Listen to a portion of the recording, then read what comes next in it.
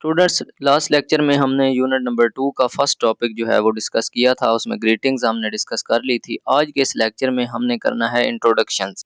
तो ग्रीटिंग्स जो है पिछले लेक्चर में हमने डिस्कस कर ली थी। आज के इस लेक्चर में हमारा जो टॉपिक है वो इंट्रोडक्शंस है और क्वेश्चंस है। अच्छा स्टूडेंट्स, अब एक बात याद रखें कि मैं पहले कई दफ़ा आपको बता चुका हूँ ये बात कि ये जो बुक है ये रवायती इंग्लिश नहीं है जिस तरह आप स्कूल्स में पढ़ते आए हैं, उसमें आपने रट्टे लगाने होते थे। यहाँ पे कोई भी चीज़ आपने याद नहीं करनी, जो चीज़ें याद करनी है वो सिर्फ एक्सप्रेशंस हैं, वो मैं आपको निशान लगवा देता हूँ। बाकी किसी चीज़ पर ना आपने सर खपाना है, ना आपने टाइम वेस्ट करना है, सिर्फ समझना है। जो मैं बात समझाता जाऊँगा वो आपने बस समझनी है, लेक्चर्स को बस फॉलो करना है। अच्छा, अब इंट्रोडक्शन को स्टार्ट करने से पहले वो कहता है कि कुछ क्वेश्चंस जो है ना वो आपको पता होने चाहिए। What are introductions? इंट्रोडक्शन क्या होता है? What is there a need of introductions? Introductions की नीड क्यों होती है? यानी तारफ, इंट्रोडक्शन तारफ को कहते हैं ना। तारफ क्या होता है आपको पता है? हर बंदे को पता है कि तारफ क्या होता है। तारफ की जरूरत क्यों होती है? मतलब हम किसी दूसरे बंदे को अपना तारफ किस लिए करवाते हैं? अपनी मार्फत देने के लिए, अपनी पहचान करवाने के लिए। How to introduce yourself to others? आपने दूसरों से अपना इंट्रोडक्शन कैसे करवाना है? What are the appropriate expressions for the introductions? और कौन कौन से एक्सप्रेशंस यूज करके आप इंट्रोडक्शन करवाएंगे? तो ये सवाल आपके जहन में होने चाहिए। मतलब ये चीजें आपने यहाँ से सीखनी है। इंट्रोडक्शन होता क्या है, इंट्रोडक्शन कैसे करवाया जाता है, उसकी ज़रूरत क्या है, आप अपना इंट्रोडक्शन दूसरों को कैसे करवाएंगे।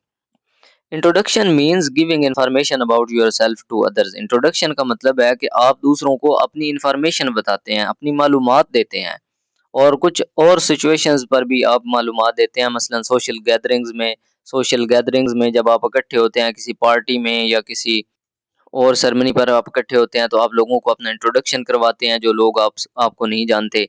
इन ऑफिशियल मीटिंग्स में आप इंट्रोडक्शन करवाते हैं, कॉन्फ्रेंस में, सेमिनार्स में, इस तरह की सिचुएशंस में आप इंट्रोडक्शन करवाते हैं। अब इंट्रोडक्शन किस तरह किया जाता है? इंट्रोडक्शन में ना मुख्तलिफ किस्म के एक्सप्रेशंस हैं। इंट्रोड्यूसिंग योरसेल्फ, जब आप अपने आप को इंट्रोड्यूस करवा रहे हैं ना, तो आप इस तरह के एक्सप्रेशन से स्टार्ट करेंगे। अब ये वाले एक्सप्रेशंस आपको याद होने चाहिए। इनमें से 2-3 आपको लाज़मी आने चाहिए। मे आई इंट्रोड्यूस माई सेल्फ, यहाँ से आपने सुना होगा अक्सर इंट्रोडक्शंस, आप तारफ़ सुनते रहते हैं। लोग किस तरह स्टार्ट करते हैं? मे आई इंट्रोड्यूस माई सेल्फ, कि क्या मैं अपना तारफ़ करवाऊँ आपको? मतलब आप किसी से इजाज़त माँग रहे हैं कि क्या मैं आपको तारफ़ करवाऊँ।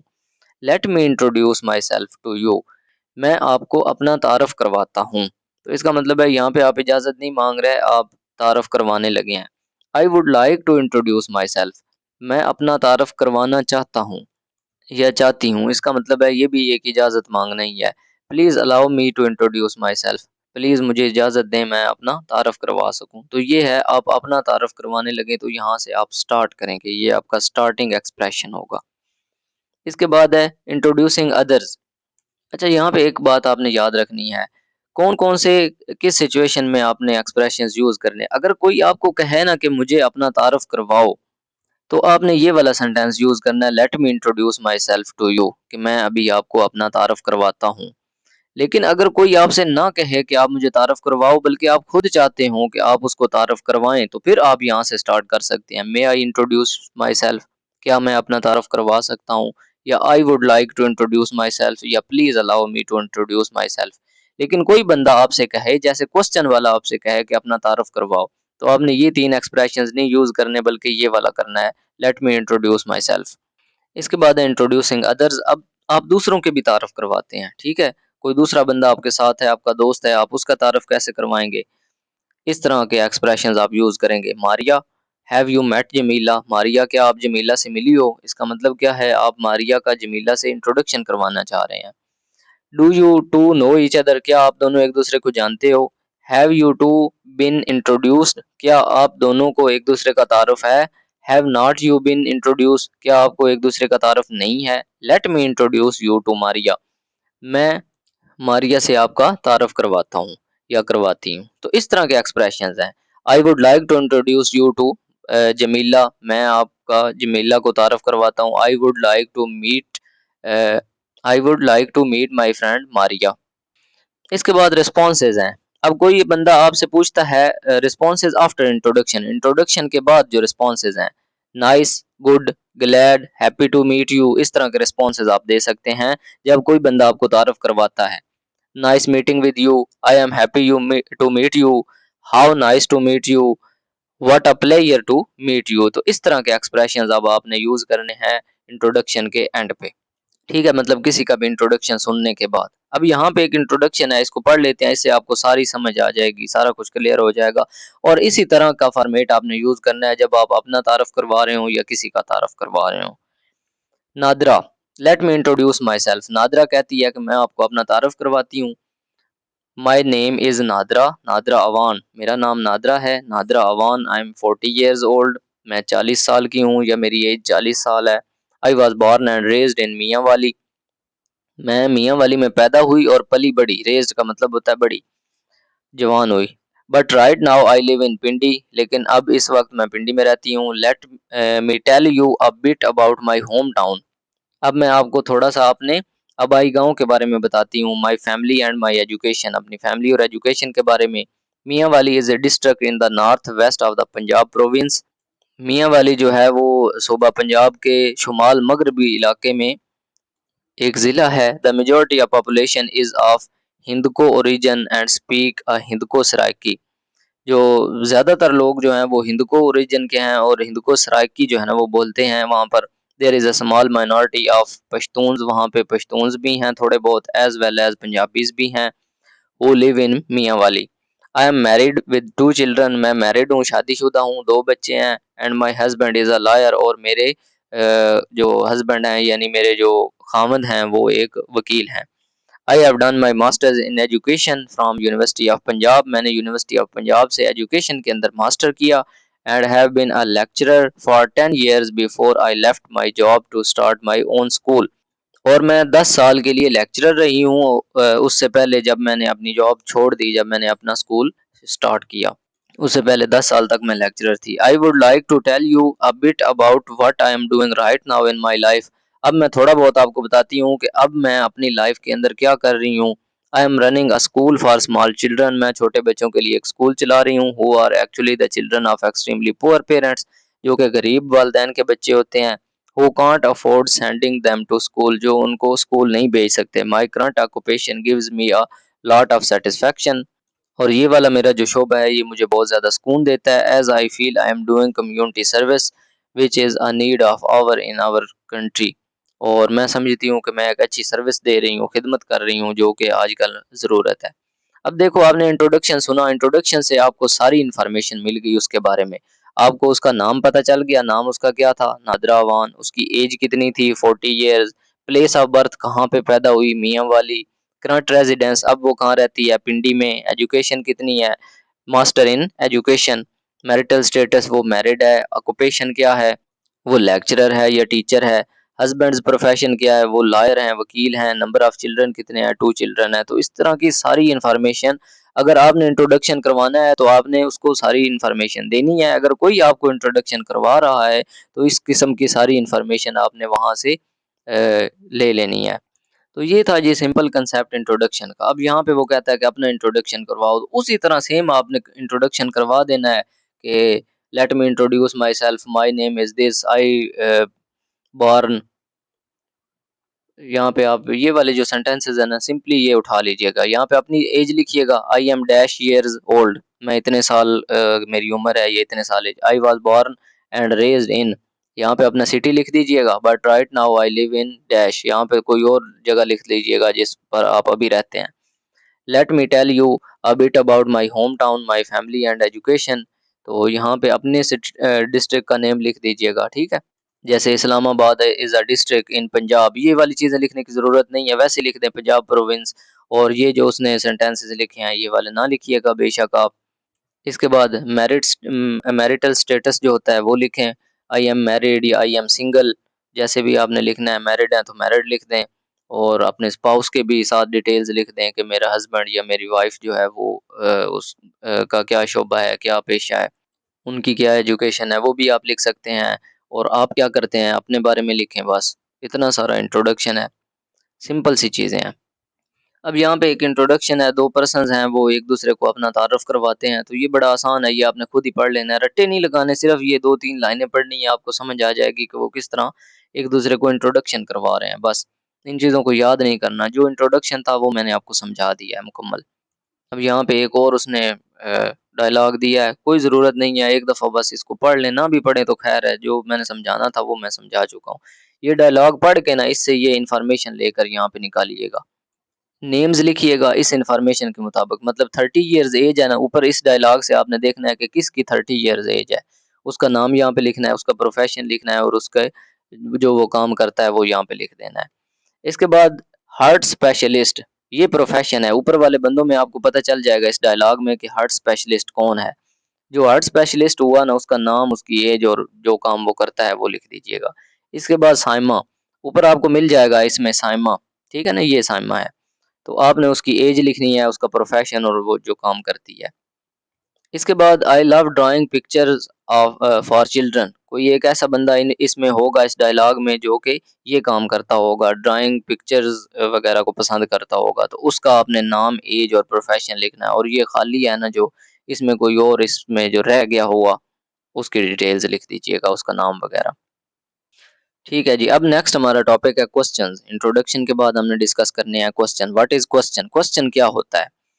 अच्छा, एक होती है स्टेटमेंट, एक होता है question. Statement is a sentence that gives information. Statement एक ऐसा फिक्रा है जो इंफॉर्मेशन देता है। A question is a sentence that asks for information. Question जो है, सवाल, वो एक ऐसा फिक्रा होता है जो वो इंफॉर्मेशन पूछता है। ठीक है? Question are also called interrogatives. Questions को हम इंटेरोगेटिव भी बोलते हैं। क्वेश्चन क्या होता है? एक ऐसा फिक्रा होता है, एक ऐसा सेंटेंस होता है जो इंफॉर्मेशन पूछता है, जिसमें हम किसी से इंफॉर्मेशन पूछते हैं, तो इसका मतलब है हम क्वेश्चन कर रहे हैं।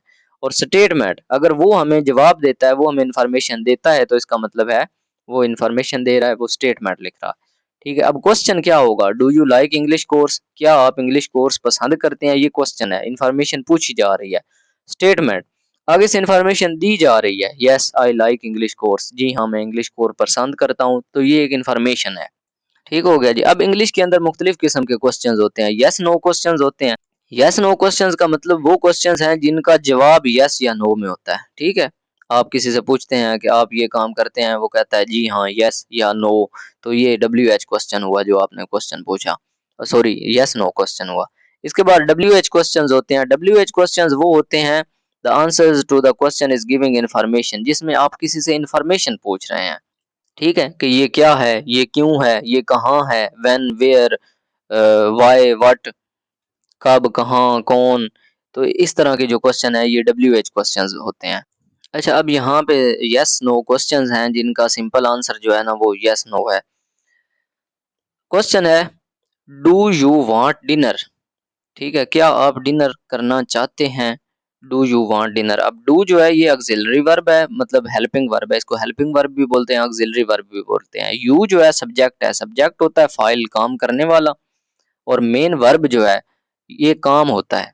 वांट ये क्या है? ये काम है। ठीक है, वर्ब क्या है? काम है। काम क्या होता है? किसी भी काम का करना होना या सहना पाया जाए, जिसमें चलना फिरना, खाना पीना, दौड़ना भागना, उठना बैठना, चाहना, ये सारे क्या हैं? वर्ब्स हैं। सब्जेक्ट होता है काम करने वाला। ठीक है, सब्जेक्ट काम करने वाला। और ऑक्सिलरी वर्ब जो है ना ये इमदादी फेल होता है, हेल्पिंग वर्ब। ठीक है, इमदादी फेल, ये चीजें आपने याद रखनी। आंसर जवाब है इसका। अच्छा, डू यू वांट डिनर, क्या आप डिनर करना चाहते हैं? यस आई डू, जी हाँ मैं करूंगा। अब इसका आंसर यस में हो गया।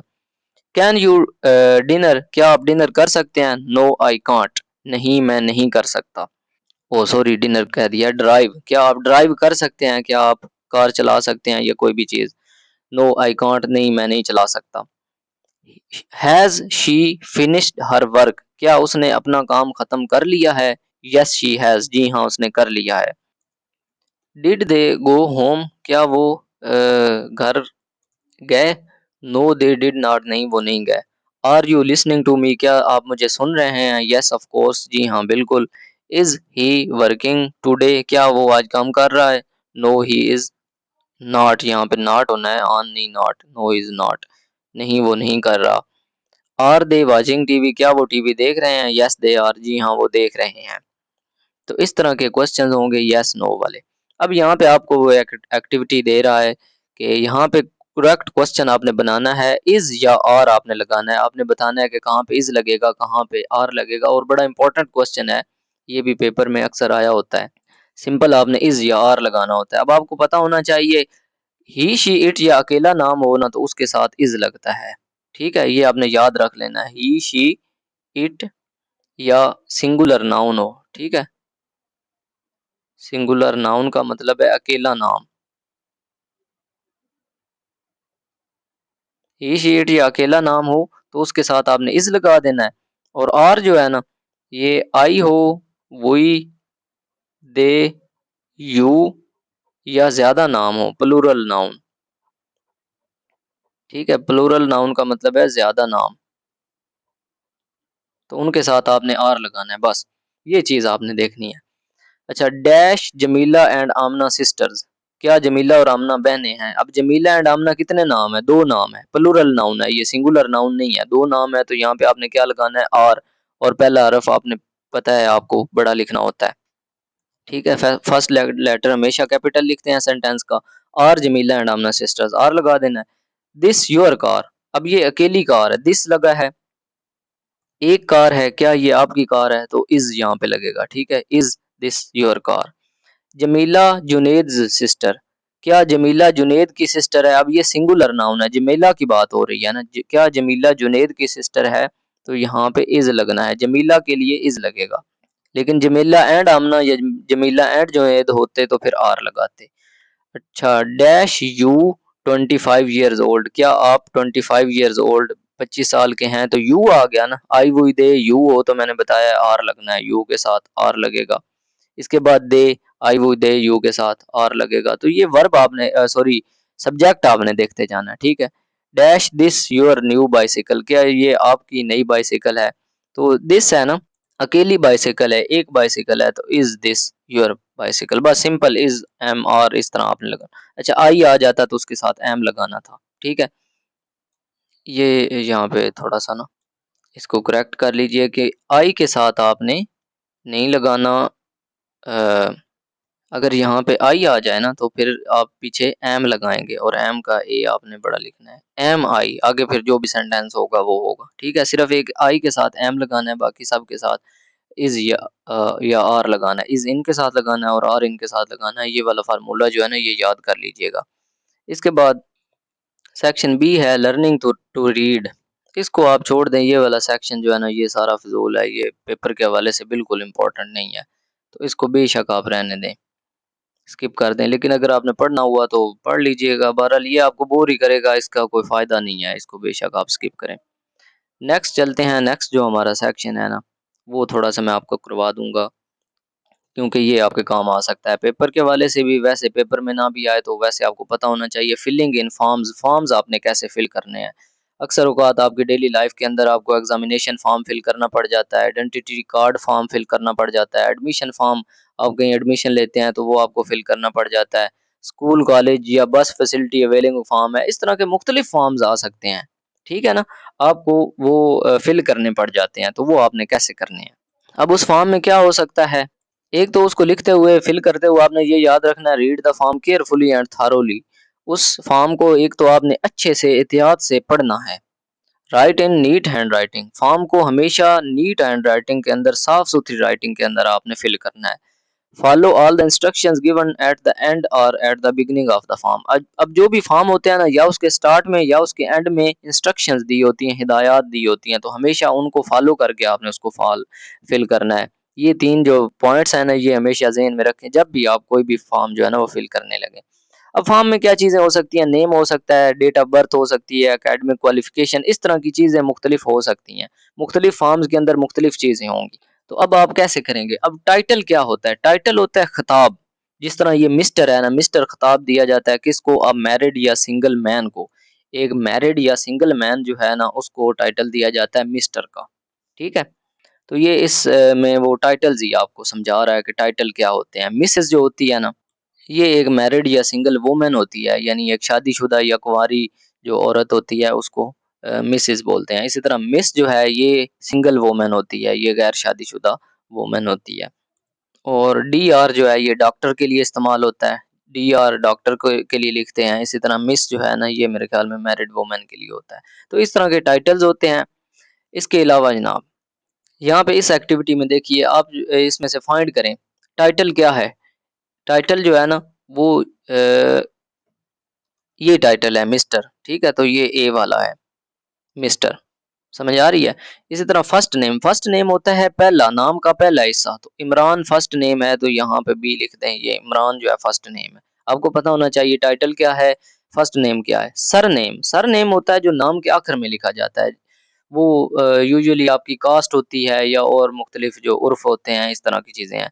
तो खान जो है ना सी, ये सर नेम है। इसी तरह एड्रेस है, अब ये आपको समझ आ रही है कि ये एड्रेस है 23 अब्दुल्ला लेन, सैडला टाउन, तो ये डी वाला है।